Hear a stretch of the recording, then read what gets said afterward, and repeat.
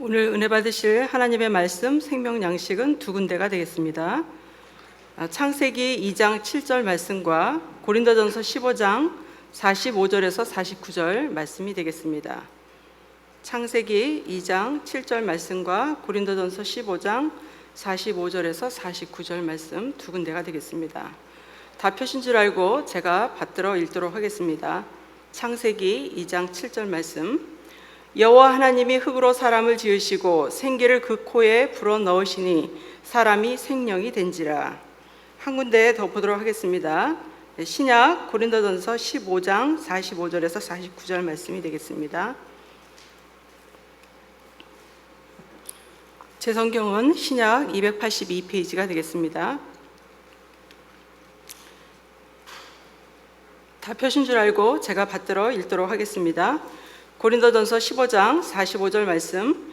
기록된 바 첫사람 아담은 산 영이 되었다 한가 같이 마지막 아담은 살려주는 영이 되었나니 그러나 먼저는 신령한 자가 아니요 육 있는 자요 그 다음에 신령한 자니라. 첫사람은 땅에서 났으니 흙에 속한 자이거니와 둘째 사람은 하늘에서 나셨느니라. 무릇 흙에 속한 자는 저 흙에 속한 자들과 같고 무릇 하늘에 속한 자는 저 하늘에 속한 자들과 같으니 우리가 흙에 속한 자의 형상을 입은 것 같이 또한 하늘에 속한 자의 형상을 입으리라. 이는 하나님의 말씀이니라. 아멘. 오늘 본문 말씀을 통해서 우리가 은혜 받으실 말씀의 제목은 산자의 시조 아담이라는 제목으로 담임 목사님께서 말씀 주시겠습니다. 은혜 많이 받으시기 바랍니다.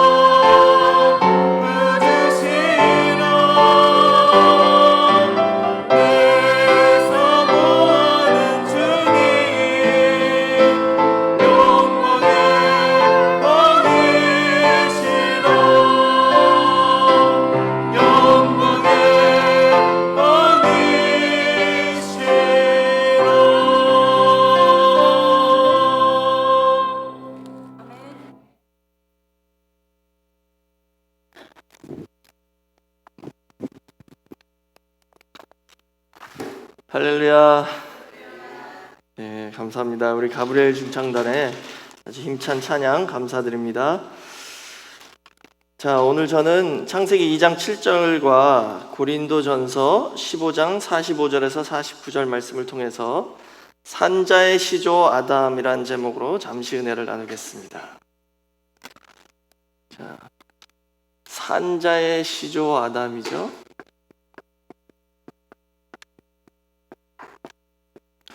근데 보통 아담에 대해서는 저희가 인류의 시조라고 그러는 게 더 맞죠. 산자의 시조보다. 근데 오늘 저는 제목을 산자의 시조다라고 이렇게 잡아봤습니다. 왜 그럴지 한번 생각해 보시고요. 이 아담이라는 인물에 대해서는 저희가 공부 많이 해왔죠. 너무나도 잘 아실 텐데, 우선 아담이란 이 이름의 뜻은 히브리어로 사람 또는 인간, 인류 이런 뜻이 있습니다. 그러니까 아담이 어떤 한 사람의 이름도 되지만 그냥 사람이라는 그 명사예요. 단어입니다. 그래서 이 이름의 뜻만 봐도 아담에 대한 스토리가 그냥 그 한 개인에 대한 이야기로 끝나는 게 아니구나라는 것을 저희가 알 수 있죠. 이것은 인류에 대한 스토리입니다. 그리고 우리에 대한 이야기이기 때문에 저희가 아담에 대해서는 잘 알아야 되겠죠. 그래서 구속사 시리즈를 통해서 아담이 지음받은 정확한 연대를 박아브람 목사님께서 알려주셨잖아요. 그래서 아담은 주전 4114년에 지음을 받았고 930년을 총 살아서 주전 3184년에 죽었습니다. 그럼 더 구체적으로 이제 아담에 대해서 한번 공부를 해보겠는데요. 첫 번째로는 이 아담이 지음을 받은 그 과정에 대해서 한번 볼게요.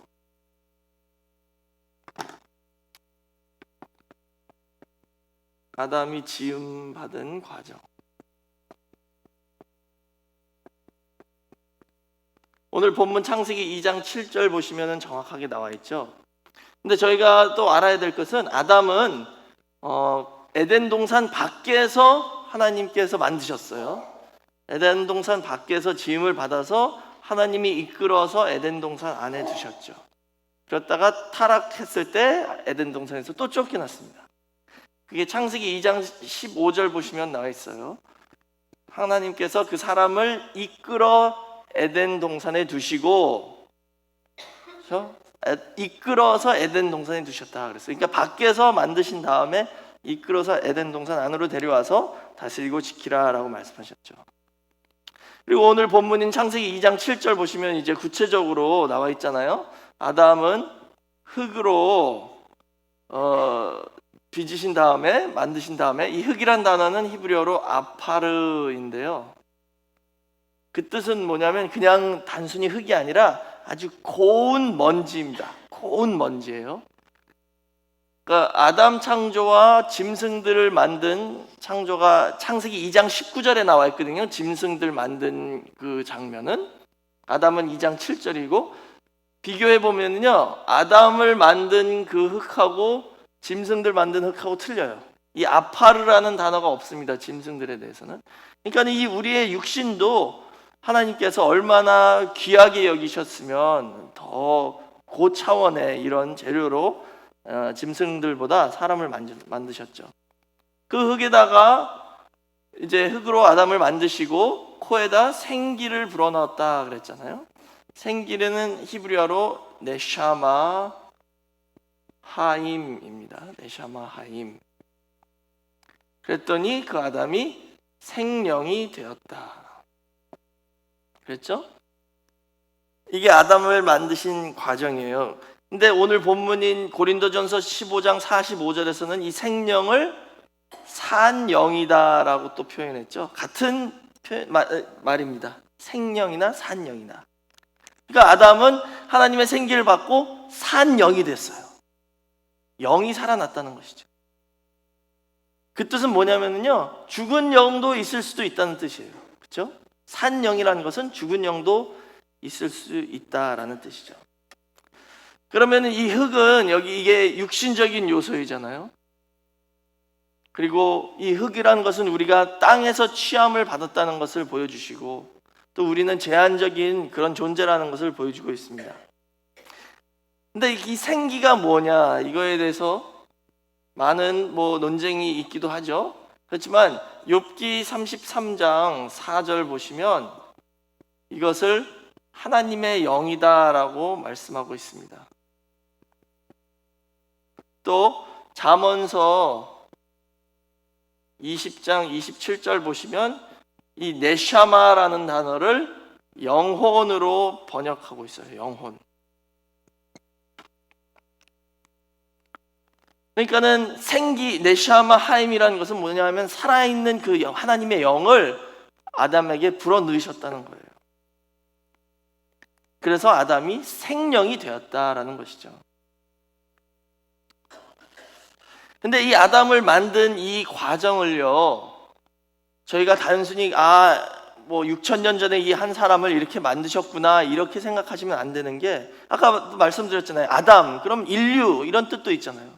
그러니까 이 아담을 만드신 과정은 인류, 특히 영이 살아있는 하나님의 택한 백성을 재창조하시는 과정을, 이 아담의 창조 과정을 통해서 저에게 보여주시는 거죠. 이 아담은 하나님의 생기를 받아서 최초의 산령, 다시 말하자면 최초의 산자가 되었어요. 최초의 산자가 바로 아담입니다. 최초의 산령이 생령이 된 것이죠. 그러니까 저희도 이 생령이 되기 위해서는 이 과정을 통과해야 된다는 것을 보여주고 있죠. 이 창세기 2장 7절을 이제 다른 성경 부분과 비교를 해보면 하나님의 백성들, 택한 백성들을 창조하는 과정과 비슷하다는 것을 저희가 알 수 있습니다. 예를 들어서 에스겔 37장 9절에서 12절 보시면 그 에스겔 선지자가 본 그 유명한 이상 중에 하나죠. 이 골짜기에 죽은 뼈가, 마른 뼈가 이렇게 가득 차 있었습니다. 근데 하나님이 에스겔 선지자 보고 그 마른 뼈에게 예언하라 그러셨어요. 그러시면서 생기에게 말씀을 해서 사방에서 생기가 와서 이 마른 뼈를 살리게 하라 그러셔요. 그래서 그렇게 예언을 했더니 생기가 와서 그 마른 뼈 안에 들어갔더니 그 마른 뼈들이 다 살아나서 큰 군대를 이루었죠. 근데 그 군대가 바로 이스라엘 백성이다라고 말씀하셨어요. 그러니까 하나님께서는 바벨론 포로로 가서 죽은 듯처럼 보인 그 이스라엘 백성들을 에스겔 선지자를 통해서 말씀의 생기를 다시 불어넣어서 다시 살려가지고 이스라엘 백성들을 가나안으로 다시 오게 해서 부활시키겠다라는 것을 지금 말씀하고 있는 거죠. 근데 여기 14절 보니까요, 9절에서 12절에서는 생기라고 하셨더니 14절에 가서는 내 영을 혹은 내 신을 그들에게 넣어서 살렸다라고 나와 있습니다. 그러니까 여기서도 역시 그 생기가 바로 하나님의 영을 의미한다는 것이죠. 또 이제 신약에 와서는요, 요한복음 20장 21절에서 22절 보시면 예수님이 부활하신 후에 제자들이 두려워서 어떤 방에 문 꼭 잠그고 덜덜 떨면서 숨어 있었잖아요. 그때 부활하신 예수님이 문도 안 열고 그냥 벽을 뚫고 들어오셨죠. 그래서 평강이 있을지어라 하시면서 이렇게 숨을 내쉬시면서 성령을 받으라 라고 그러셨습니다. 여기도 역시 창세기 2장 7절에서 하나님이 그 숨으로 생기를 아담 코에 불어넣으신 것처럼 예수님이 숨을 내쉬면서 성령을 받으라 라고 그러셨어요. 그 예수님의 숨, 그 입김이 바로 성령이다라는 것을 말씀하시는 것이죠. 이렇게 하나님께서 아담을 창조하신 그 과정은 구속사 가운데 하나님의 택한 백성들을 말씀으로, 성령으로 거듭나게 재창조하시는 역사를 예표하는 것이라는 것을 보여주고 있습니다. 이게 우리의 재창조 과정이에요. 그러니까는 이 입김, 숨이 성령을 의미하는 거죠. 왜 입김으로 표현을 했냐면요, 입에서 나오는 말씀을 통해서 그 말씀 안에 있는 성령을 우리가 받는다는 것을 이렇게 보여주시기 위해서 이런 표현을 하신 것 같아요. 왜냐하면 요한복음 6장 63절에 분명히 말씀 안에 성령이 있다 그랬죠. 그러니까 입에서 나오는 하나님의 말씀을 통해서 그 성령을 우리가 받는 그 과정을 이렇게 보여주고 있습니다. 이렇게 아담은 창조를 받았어요.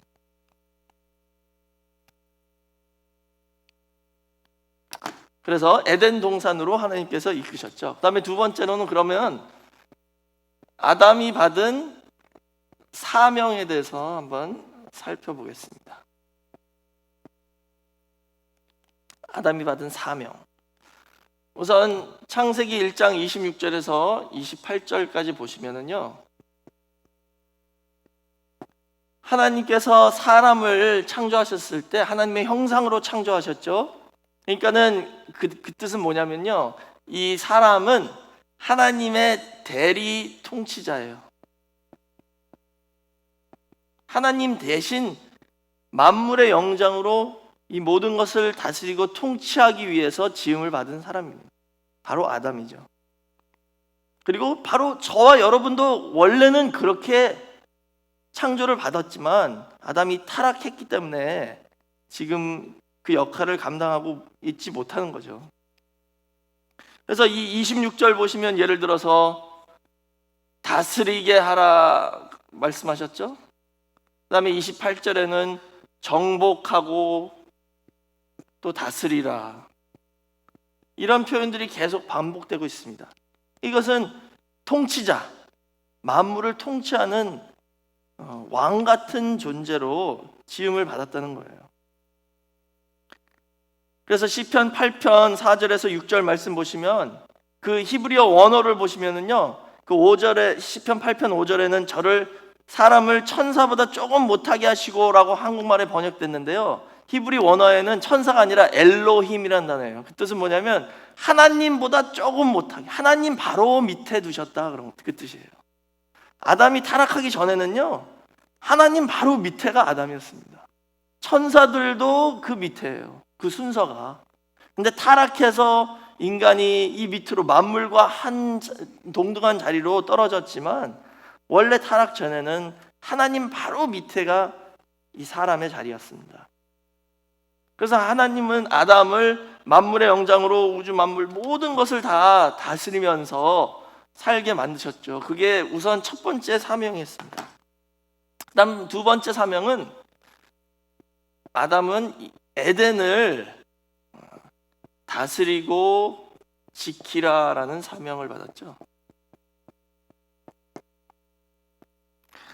이게 창세기 2장 15절에 있는데요, 역시 이 한국어 번역이 조금 잘못된 게 다스리고라는 단어는 히브리어로 아바드인데요, 그리고 지키라는 샤마르.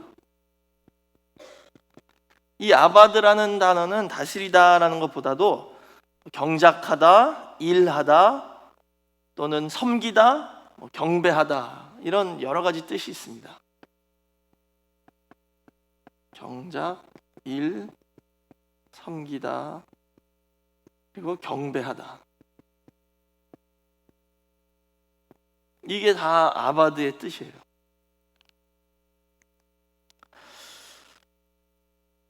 그러면 이 아바드라는 것은 뭐냐면요, 육신적으로는 땅을 경작하고 땅의 일을 하는 것을 의미하는 거죠. 근데 영적으로 볼 때 땅은 인간의 마음밭을 상징하는 겁니다. 그래서 마음이 잘 되면, 성경에 보시면요, 땅도 잘 돼요. 근데 마음이 죄가 있으면 땅에서도 가시와 엉겅퀴가 나죠. 마음을 경작하고 일한다.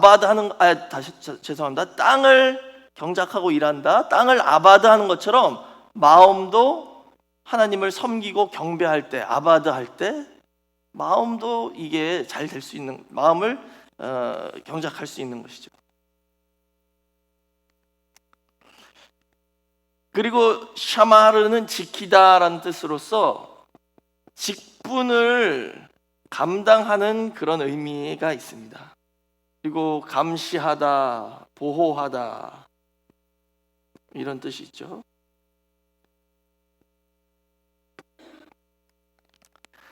아담은 타락하기 전에 에덴 동산을 아바드하고 샤마를 하라는 사명을 받았는데 이것을 제대로 못해서 타락했잖아요. 그래서 쫓겨났죠. 타락한 후에는 그럼 그 사명이 어떻게 바뀌었을까요? 자, 창세기 3장 23절에서 24절 한번 찾아보겠습니다.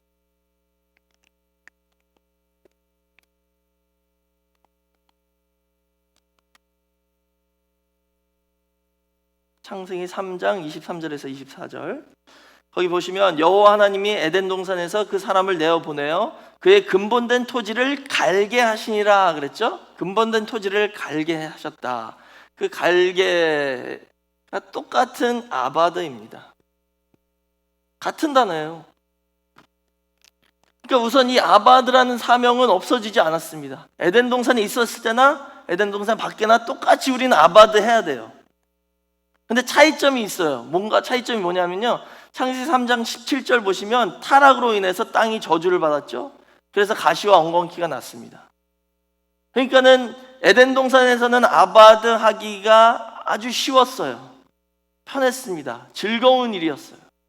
근데 타락한 이후에 에덴 동산 밖에서는 이제 수고로 땀을 흘리고 힘들다는 거예요. 아바드 하는 게.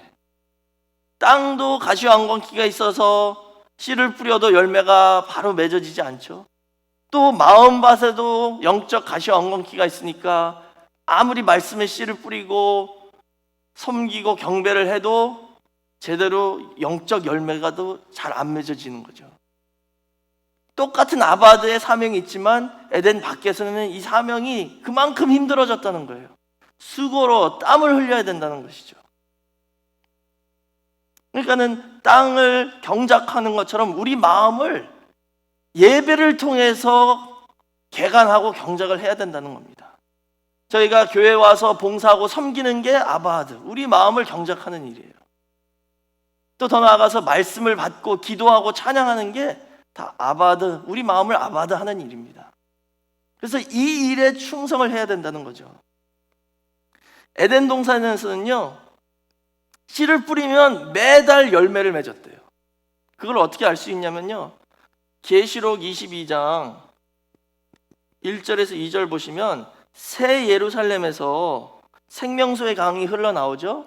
그 강가 좌우에 생명나무가 계속 있는데 이 생명나무는 12가지 열매를 맺는데요, 매달 열매를 맺는다라고 나와 있어요. 그러니까 새 예루살렘이 에덴의 회복이라면 에덴 동산도 과거에 이런 상황이 아니었을까 우리가 생각해 볼 수 있죠. 에덴 동산에서도 그냥 씨 뿌리면 그달 바로 열매를 맺는, 땅도 그렇고 우리 마음도 그렇고 그런 상황이었다는 거예요. 근데 타락해서 우리는 이제 그게 안 되죠. 땅도 그렇지 않고 우리 마음도 그렇지 않잖아요. 그래서 우리는 이 말씀으로 이 마음밭을 갈아엎어가지고 옥토밭이 돼서 이 말씀의 씨가 뿌려지면 하나님 아버지 앞에 열매가 맺어질 수 있도록 매일매일 아바하는 저와 여러분이 되시길 주의 이름으로 축원하겠습니다. 그 다음에 지키다 샤마르는 어떻게 됐어요? 에덴을 못 지켰잖아요. 그래서 쫓겨났죠. 그래서 창세기 3장 24절 보시면 그 지키게 하는 사명을 다른 이에게 주었습니다. 창세기 3장 24절에 이같이 하나님이 그 사람을 쫓아내시고 에덴 동산 동편에 그룹들과 두루 도는 화염검을 두어 생명나무의 길을 지키게 하시니라 그랬죠. 거기 지키게 한다 똑같은 샤마르입니다. 아담에게 있었던 사명이 이제 누구한테 갔어요? 그룹에게. 아담이 그것을 못했으니까. 그러나 이제 저와 여러분은요, 예수 그리스도를 믿고 난 후에 저희가 다시 생명의 자리로 예수님이 올려주셨습니다. 그렇다면 이제 우리도 아담처럼 지켜야 돼요. 무엇을?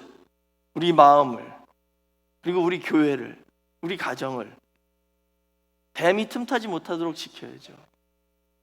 잠언서 4장 23절에 나와 있죠. 무릇 지킬 만한 것보다 더욱 내 마음을 지키라. 생명의 근원이 이에서 남이니라 라고 말씀하셨죠. 우리 교회도 이 말씀 받은 에덴 동산입니다. 그럼 여기 뱀이 틈타지 못하도록 저희가 지켜야 된다는 것이죠.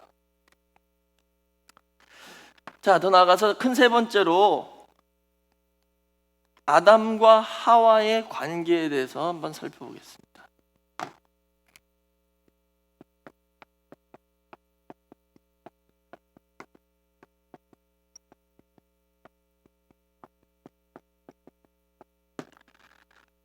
에베소서 5장 30절에서 31절 보시면 이 아담과 하와의 관계를 그리스도와 교회의 관계다라고 말씀하고 있습니다.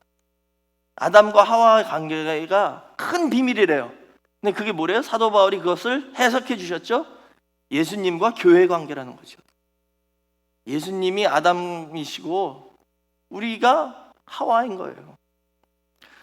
그러면 하와가 어떻게 만들어졌어요? 아담을 깊은 잠에 들게 하셨죠. 그래서 옆구리에서 갈비뼈를 하나 딱 떼서 그 갈비뼈로 하와를 만드셨습니다. 여기 깊은 잠은, 성경에서 잠은 죽음을 상징하는 거예요. 그래서 요한복음 11장 11절에서 13절 보시면 예수님이 나사로가 죽었잖아요. 나사로에 대해서 예수님이 제자들에게 야, 나사로가 잠잔다, 보러 가자. 그러니까 제자들이 잠자면 좀 있으면 나아지겠네요. 그래요. 이해를 못하는 거예요, 제자들이. 그러니까 거기 13절에 나와 있죠. 예수는 그의 죽음을 가리켜 말씀하신 것이나 저희는 잠들어 쉬는 것을 가리켜 말씀하심인 줄을 생각하는지라 라고 나와 있어요.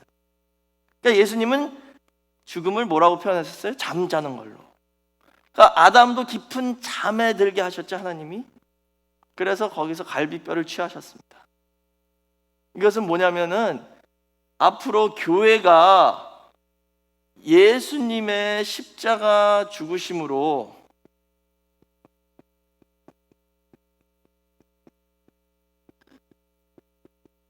죽으심과 그 부활로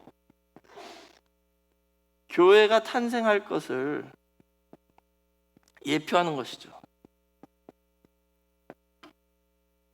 아담을 깊은 잠에 들게 하셨다가 다시 깨게 하셨죠. 그런 것처럼 예수님이 십자가에 돌아가시고 옆구리에 창이 찔렸을 때 어떻게 됐어요? 물과 피가 나왔죠.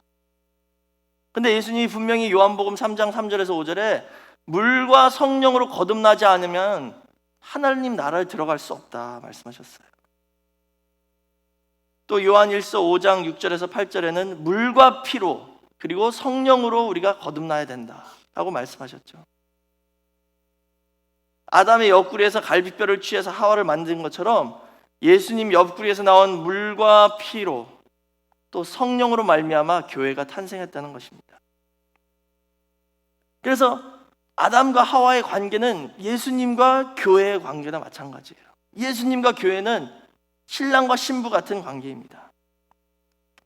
그래서 아담은 이제 하와를 말씀으로 양육해서 아담같이 생명의 자리로 만들어서 이끄는 것이 그의 사명이 된 거예요. 그런데 그 과정에서 뱀이 틈탄 거죠. 뱀이. 왜 뱀이 거기서 딱 틈탔을까요? 그리고 뱀이 하와를 접근했을 때 아담은 어디 있었을까요? 올롱 목사님이 그러셨어요. 아담이 있으면 뱀이 훨씬 근처도 못 온대요. 아담이 있었으면요 뱀이 근처도 못 온대요. 근데 아담이 없으니까 하와한테 딱 간 거예요. 그래서 하와가 넘어갔죠. 그 유대 문헌들을 보시면 그 아담이 타락했을 때가 창세기 3장 8절 보시면은 그 선선한 시원한 때 하나님이 찾아오셨잖아요. 그러니까 그게 오후 3시에서 6시 사이래요. 해가 지고 바람이 살살 불 때. 그때가 유대인들은 기도하는 시간입니다. 3시에서 6시 사이는 기도하는 시간이에요. 그러니까 유대 문화에서는 아담이 기도하고 있는 동안 하와가 딴 데 가서 뱀이 틈탔대요. 그리고 예배드리는 시간이거든요. 예배드리는 시간에 하와가 땡땡이 쳐가지고 뱀이 틈탄 거예요. 그 원래 목사님 그러시잖아요. 예배 자리 빠지면 그 자리에 사탄이 앉아 있는다고. 뭐 이게 딱 맞다는 게 아니라 이런 설이 있습니다. 또 예를 들어서 모세가 시내산 가서 40일 금식하는 동안 이스라엘 백성들은 어떻게 했어요? 아론에게 와가지고 야, 그 모세가 지금 어떻게 됐는지 모르니까 죽었을 거야 아마 이 뜻이에요. 그 사람 죽었는데 우리 이제 다른 신 만들어가지고 애굽으로 돌아갑시다 그러죠. 그런 것처럼 또 한 설은 아담이 하나님이 부르셔서 아담 뭐 말씀을 받고 있을 때 하와가 저 선악과를 가서 쳐다보다가 뱀한테 꼬였다. 모세가 시내산 올라간 것은 대제사장이 지성소 들어가는 거나 마찬가지예요. 왜냐하면 시내산을 보시면 꼭대기는 모세만 항상 갔죠. 하나님 계신 곳이니까. 백성들은 산 밑에 있었고, 그러니까 지성소와 뜰로 비유를 하고 있어요, 유대인들은. 그러면 지성소에 대제사장 들어가는 날은 속죄일이잖아요. 대속죄일 날. 지성소에 대제사장이 제사 드리러 들어갔을 때 백성들은 뭐 해야 되냐? 그 뜰에서 기도를 하고 있는다라고 나와 있어요. 항상 기도를 했어야 되는 거예요. 대제사장이 죽지 않고 우리를 위해서 제사 잘 드리게 해주세요. 기도해야 되는데 딴짓 했다는 거예요. 그러니까 뱀이 틈탔다 이거죠. 뭐 어쨌든 어떤 이유인지 모르겠지만 아담과 하와가 지금 같이 있지 않았습니다. 근데 하와는 돕는 배필로 만들어 주셨죠. 돕는 배필. 히브리어로 보면은 에제르 네기드입니다. 그 뜻은 뭐냐면 항상 앞에서 돕는 사람 이 뜻이에요. 항상 아담 앞에서 돕는 사람이 돕는 배필이에요. 그러니까 하와는 항상 아담 앞에 있어야 돼요. 교회 성도는 항상 주님 앞에 있어야 됩니다. 우리는 늘 말씀 앞에 살아야 됩니다. 근데 우리가 그 돕는 배필로서 그 대상, 우리가 항상 앞에 있어야 할 그 대상을 떠나는 순간 뱀이 틈탈 수 있다는 거예요. 그리고 더 나아가서 아담과 하와 사이에 뭔가 금이 가기 시작했다라는 것을 우리가 조금 추측할 수 있죠. 혹시 섭섭마귀가 들어갔을 수도 있다는 거예요. 그러니까 하와가 한눈을 팔기 시작했죠. 선악과를 쳐다보기 시작하고 딴 데 길을 빌려주기 시작했죠. 하와는 아담을 통해서 하나님을 알게 됐어요. 그러니까는 아담한테 섭섭하면 하나님한테도 섭섭한 거예요. 왜냐하면 아담이 하나님의 통로니까. 하와에게는 예를 들어서 저희가 누구 전도하면 그 전도한 사람이랑 사이 안 좋아지면 그 사람 교회 떠나잖아요. 혹은 목사하고 사이 안 좋아지면 시험 들죠? 그럼 하나님 떠나게 되는 거예요. 예를 들자면. 그러니까는 교회에서는요, 이 섭섭마귀가 제일 무섭습니다. 이거 빨리 해결해야 됩니다. 아담과 하와 사이에 문제가 있으면 하와하고 하나님 사이에 문제 있는 건 마찬가지예요. 그래서 거기 뱀이 틈을 탈 수 있게 된 것이죠. 그냥 이렇게 생각해 보는 겁니다. 다 설이에요, 이게. 그러나 문제는 뭐냐면 어쨌든 틈이 있었기 때문에 뱀이 들어왔습니다. 아담과 하와와 또 에덴 동산에 하와와 하나님 사이에 어쨌든 틈이 있었기 때문에 뱀이 들어온 겁니다. 교회에서는 이런 틈이 있으면 안 됩니다. 흠과 틈이 없어요. 빈틈이 없어야 돼요. 우리는 늘 말씀과 밀접하게 붙어 있어야 됩니다. 또 성도들 간에서도 혹 섭섭한 일이 있으면 빨리 해결하셔야 돼요. 우리가 혹 죄를 졌다? 빨리 회개를 해야 됩니다. 틈이 없도록 빨리빨리 막아야지만이 뱀이 들어올 수 없다는 것이죠. 그게 바로 우리 마음을 지키고 교회를 지키는 비결입니다. 지금 사단 마귀는요, 뱀은 우리 이 말씀 교회를 어떻게든지 노리려고 지금 계속 틈을 노리고 있는 거예요. 또 우리 늘 푸른 교회 성도님들은 그 틈을 내주지 않도록 섭섭한 일이 있으시면 말로 빨리 해결하시고, 하나님과 나와의 관계에 있어서 뭔가 회개할 일이 있으면 빨리 회개하시고, 그 틈을 다 막으셔서 절대 사단 마귀 뱀이 우리 교회로 들어오지 못하도록 그 지키는 저와 여러분 모두가 되시길 주의 이름으로 축원하겠습니다. 아담은 이렇게 해가지고 그 틈이 있었기 때문에 뱀이 들어왔죠. 그래서 타락했습니다. 그 다음에 마지막 네 번째로 아담은 타락한 후에 최초로 회개한 사람입니다.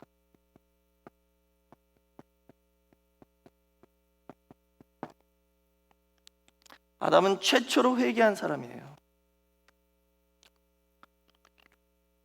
자, 구속사 시리즈 4권을 보시면요, 진정한 회개는 지적으로 죄를 바로 깨닫고 감정으로 슬피 통회하며 의지적으로 그것을 끊어버리는 것이다 라고 말씀하셨어요.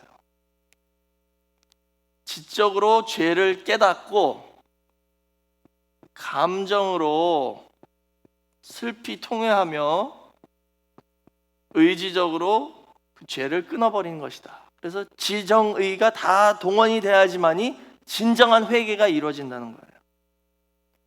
아담은 이런 진정한 회개를 했습니다. 그걸 어떻게 아냐면요, 창세기 3장 12절 보시면 하나님이 내가 너에게 먹지 말라 했던 그 나무의 실과를 먹었냐 그랬을 때 처음에는 회개 안 했죠. 하와에게 책임 전가했어요. 하나님이 저에게 주신 그 여자 때문에 먹었습니다. 하와에게 책임 전가하고 은근히 하나님에게 책임 전가했죠.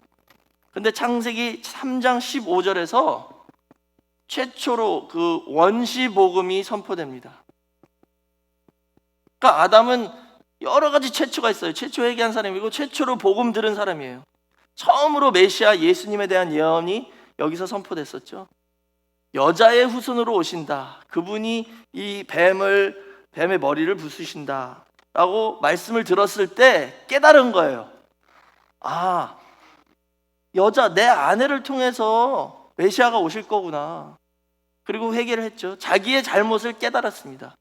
그래서 창세기 3장 20절에 그 여자의 이름을 하와라 지었죠. 이 뜻은 생명이란 뜻입니다.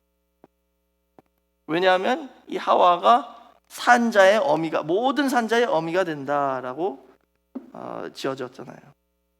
그러니까 이것을 봤을 때 이 말씀 듣기 전에는 회개 안 했지만 말씀을 듣고 깨달았다는 것을 여기서 이 이름을 통해서 알 수 있죠. 지적으로 죄를 깨달은 거예요.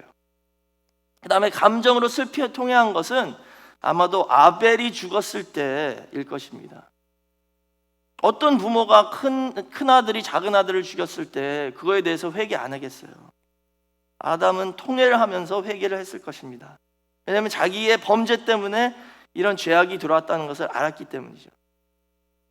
그리고 의지적으로 죄에서 돌아선 것은 셋째 아들 셋을 낳았을 때 가인을 잘못 교육시켜서 이렇게 된 것을 다시 그런 죄를 범하지 않겠다라는 강한 의지로 셋에게 신앙 전수를 했습니다. 그게 창세기 5장 1절에서 3절에 나와 있죠. 하나님의 형상을 자기가 받았잖아요. 그 형상을 셋에게 그대로 넘겨줬다라고 나와 있습니다. 의지적으로 죄에서 돌아섰다는 증거가 됩니다. 셋과 그 모든 후손들에게 신앙을 전수했죠. 그래서 이렇게 아담은 지정의로 다 회개를 해서 그 회개했다는 증거로서 창세기 3장 21절에 하나님께서 가죽 옷을 입혀주셨어요. 이 가죽 옷은 예수 그리스도의 희생 제사를 상징합니다. 예수님이 피를 흘려서 우리에게 죄사함을 입혀주시고 의의 옷을 입혀주신 것처럼 그 가죽 옷을 위해서는 어떤 짐승이 피를 흘렸죠. 저희도 회개하면 예수 그리스도의 의가 우리에게 오잖아요. 그런 것처럼 이 가죽 옷은 아담이 진정한 회개를 했다는 것을 보여주는 증거가 되겠습니다. 이렇게 아담은 최초로 회개한 사람이 되었어요. 그래서 결론적으로 지금 신학자들이요, 아담이 최초의 인간인가 아닌가 이거에 대해서 막 논쟁을 많이 해요. 근데 사실 그건 중요한 게 아니거든요.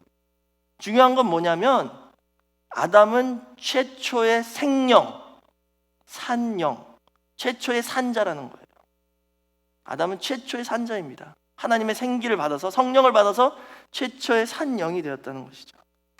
하나님의 본래 계획은 그 최초의 산자가 인류의 시조가 돼서 그 모든 후손들이 다 산자로서 태어나서 에덴 동산에서 하나님 나라가 이루어지는 것이죠.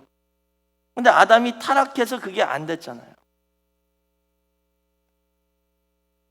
그래서 이제는 인류의 시조가 산자의 시조가 아니라 인류 가운데 하나님이 택한 백성, 분리해서 나온 백성들만이 산자가 되는 그런 역사가 생겼잖아요. 그래서 아브라함이 그 산자의 시조가 된 거죠. 그 분리해서 나온 사람의 대표가 아브라함이니까. 저희도 이제 예수 그리스도를 믿는 믿음으로 아브라함의 후손이 있고 산자가 되었습니다. 그렇다면 이제 그것을 저희가 잘 지켜야 돼요. 아담이 그걸 못 지켰으니까 저희는 지켜야죠. 우리 교회와 내 마음을 잘 지켜서 뱀이 틈타지 못하도록 지키는 우리 늘푸른 교회 모든 성도가 되시길 주의 이름으로 축원하겠습니다. 섭섭한 것이 있으면 빨리 해결하시고 또 죄를 지었으면 바로바로 회개하시고 늘 말씀의 자리를 떠나지 않고 마음을 기도와 찬송과 또 봉사를 통해서 잘 지킴으로 말미암아 우리 늘푸른 교회와 우리 가정과 우리 권석들과 우리의 각자의 마음을 끝까지 잘 지키는 모든 성도가 되시길 주의 이름으로 축원하겠습니다. 기도하겠습니다. 사랑이 많으신 아버지 감사합니다. 은혜 가운데 함께하여 주셔서 산자의 시조인 아담에 대해서 다시 한번 깨닫게 허락하여 주시고 저희가 예수 그리스도를 믿음으로 말미암아 산자의 반열에 올라갔다는 것을 다시 한번 알려주심을 감사드립니다. 이제는 저희가 우리의 마음을 지키는 성도가 될 수 있게 허락하여 주셔서 뱀이 틈타지 못하도록 매일매일 말씀과 기도 앞에 살 수 있는 성도가 될 수 있도록 인도하여 주시옵소서. 우리 늘푸른 교회가 신령한 에덴이 되어서 서로를 사랑하고 서로를 아끼며 기쁨과 즐거움의 소리가 넘치는 교회가 될 수 있도록 인도하여 주시고 뱀이 틈탈 수 없도록 서로 간에 어떤 문제가 있으면 용서하고 화해하고 해결하는 성도 모두가 될 수 있게 허락하여 주시며 더 나아가 저희가 알고 지은 죄 모르고 지은 죄가 있다면 빨리빨리 회개를 해서 하나님과 올바른 관계를 매일매일 유지하는 저희 모두가 될 수 있게 허락하여 주시옵소서. 그러므로 말미암아 하나님 아버지의 영광을 드러내는 신령한 에덴이 되어서 많은 죽어가는 영혼들을 살리고 이 어두운 세상 가운데 빛이 되는 우리 교회가 될 수 있게 허락하여 주시옵소서. 저에게 주신 은혜와 그 모든 축복에 감사하는 마음으로 이 시간에 하나님 아버지 앞에 헌금을 드립니다. 이 헌금을 드릴 때에 저희 마음을 바칠 수 있게 허락하여 주시고 하나님께서 기뻐 흠양하는 그런 예물이 될 수 있도록 인도하여 주시옵소서. 이 모든 것을 감사드리며 예수님의 이름으로 기도드렸사옵나이다. 아멘. 하나님께